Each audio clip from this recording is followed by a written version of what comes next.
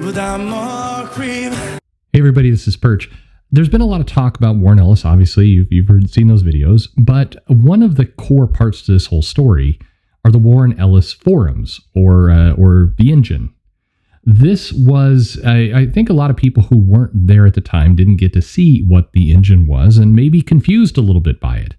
And as I can't help but notice that today, as we see the various comments come out, and just 2 short days ago, there was an article on The Beat, the blog of comics culture, with one of the people, core to, of course, The Beat, Heidi McDonald. And Heidi writes an article saying, after a 13-year break, the series will conclude, meaning fell, but has Ellis earned a second chance? And it's been said that this article, published just a couple days ago, is what tipped over several high-profile comic creators to make statements denouncing Image's decision to publish Fell.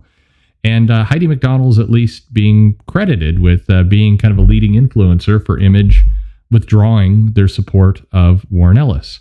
And if you read the article, she goes in pretty aggressive, talking about Ellis's return after barely a year did not go over with many people, including some of his victims. Twitter was filled with disappointment and anger at Image Comics for continuing to work with Ellis, including a call-out tweets from many industry professionals. And about those victims, more than 100 women have written about how Ellis forged online, sometimes in real-life relationships with them, as many as 20 of them at a time, and built intense, often emotionally abusive relationships with them before ghosting them as he moved on. The accounts can be found on a site called So Many of Us. The testimony is stark and painful. I was rereading some of them last night, and they have become even more powerful over the last year. Heidi writes this article, as I mentioned, was heavily influential, and later updated it with an additional statement from Ellis. And she concludes her original article saying this, and this is what you should remember. As an observer, I'll say it. This is a lousy second act. Ellis actually used to berate other abusers. He actually used to berate other abusers on his various forums, and that's what we're about to talk about. I think if you're looking down at his own behavior here, he'd give a derisive snort and a profanity-laced put-down. Ellis's victims gave him a way forward, and he seems to have ignored it, hoping for a soft launch and a stealth return. I'm not sure how we can create transformative justice in this polarized world, but this is not the way. That's tough. It's harsh a statement against Ellis, and as I mentioned, her comments did seem to tip a few people over, sway them to taking this seriously. But why don't people take it seriously? Why did this go on? Because this situation that we're talking about, the stories that are on the So Many of Us website, are not from last year, and they're not even from 5 years ago. In many cases, they're from 15 years ago, 2007, 2005, when the Ellis forums were strong. The Warren Ellis forum, which it's more commonly called that as opposed to the engine, which is the engine was the name of the forum, and the engine was at its height.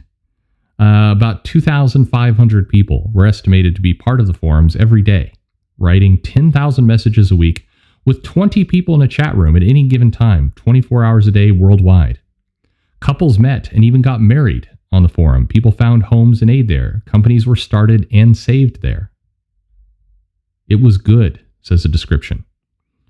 Warren Ellis writes, the rules were strict and enforced with ruthlessness, a stark lack of fairness. They worked very well. All freedom of speech ends here. Warren Ellis makes all rules to preserve order. Use your real name. Orders enforced ruthlessly. Do not question the moderators. Be pure, be vigilant, behave. And there are a number of moderators: Marsha Alice, Trisha Ellis, Jen Mary Flynn, Jessica Linker, Lauren Martin, Andy Rossenberger, Sabrina Suman, Rachel Young. And certainly, Heidi McDonald was very present on those forums. So how did it go from happy, lightweight, forums that were good for the industry to a breeding ground for the kind of material that Heidi denounces? Well, to get a clue with that, we can travel back to 2007 and an article on The Beat, of all places, by Heidi McDonald, of all people. And she laments the loss of the engine by saying, and I'm going to read this to you because I want this to just settle in a little bit. And I want, as you hear this, to think, how in the world did we get to a place where women were not believed, where some of this behavior that's described in so many of us so clearly, why weren't these people taken seriously? Why weren't they protected? And see if you can find the answer in this very column. I'll read. From where we sit, the engine was a mixed success. While there was much useful information and intelligent discussion, it was constantly competing with threads full of Ellisites, posting silly pictures of themselves, such as the above, the picture you saw earlier, and the number of exhibitionist young women who professed themselves surprised at the level of interest in naked pictures of themselves quickly became cloying, then annoying. Frankly, while we admire Warren for his imagination and writing skills, his twin obsessions, TV shows and BME goth girls posting topless, were often twin distractions from the real business at hand, comics.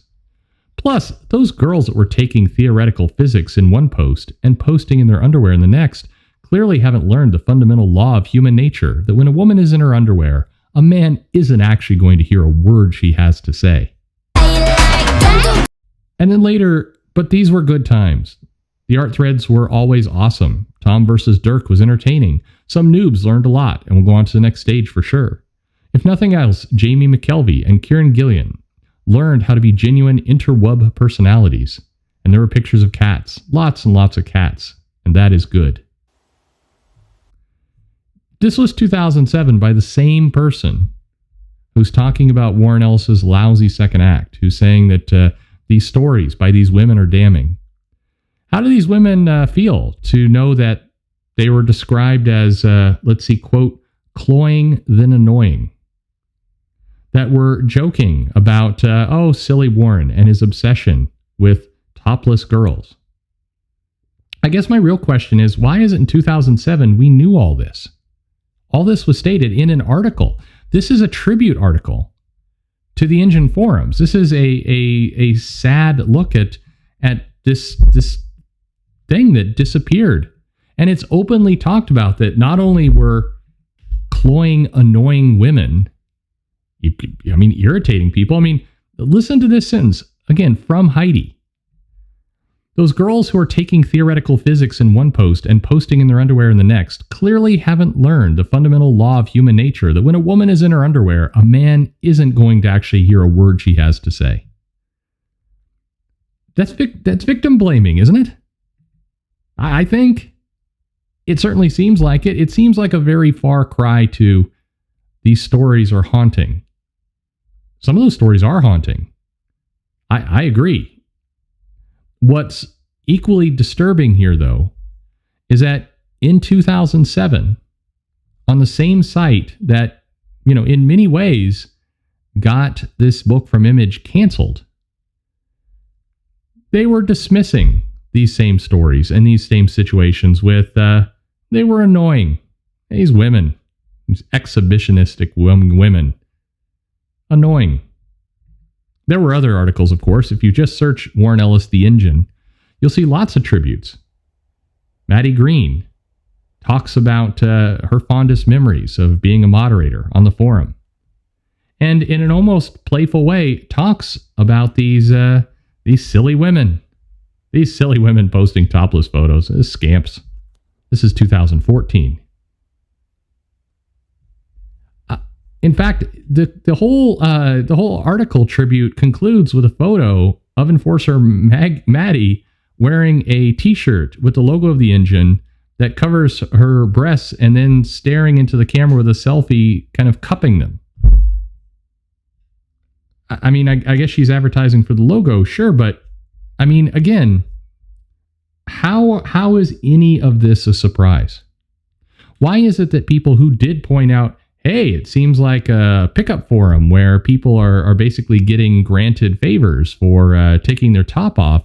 Why was that funny and humorous back in 2007, 2008? Why do we lament that this stuff went on?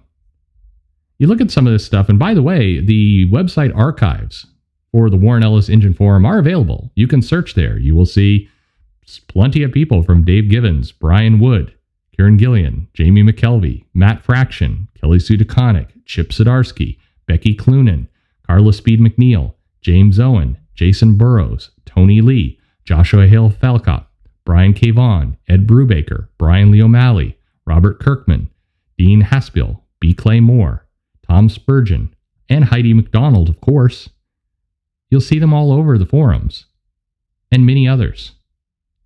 You'll find some interesting things if you go through those archives. You'll see people really, taking the piss out of certain writers for being pickup artists at cons. Somewhat ironic. Some of these threads that talk through all that stuff, also will in the same thread will show a girl basically flashing her tits. I mean, again, I've stated my point in several videos that I think the behavior that went on was wrong. I think, if you work in any company in the country and you offer to trade sexual favors for work, you'll get in trouble with your job. You don't have to commit something criminal to get fired. This actually is a problem. And yeah, I understand all the comic creators are independent contractors, so they don't live by quite the same rules. But you go to any other business and you say, hey, if I say, send me a topless photo of you and I'll try and get you a gig, most people will call that at the very least skeezy. At the very least. Including, seemingly, people like Heidi McDonald, people like Rich Johnston, other members of the comic news system that today are talking about these disturbing allegations, and they are.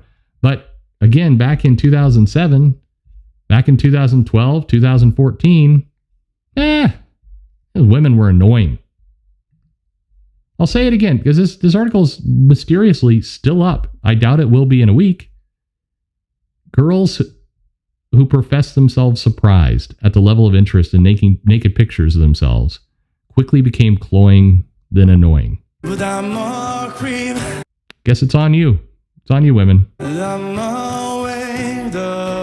Everybody knew. Nobody cared. Why? We can speculate. Presumably Warren Ellis was able to get some people some jobs. Presumably he had some rub in the industry, and that's why. But does anyone think that what we're going through right now will end things? Do you know the amount of Slack groups and Google groups and private Facebook forums where the same stuff goes on today? There are many. Solve the problem or don't, guys. It's up to you. But I find it pretty head spinning, this transition we got here. Well, that's all we can say on the subject. The only thing I can say to you is, now it's your turn. Go do some digging for yourself. Type in Warren Ellis, the engine, into Google.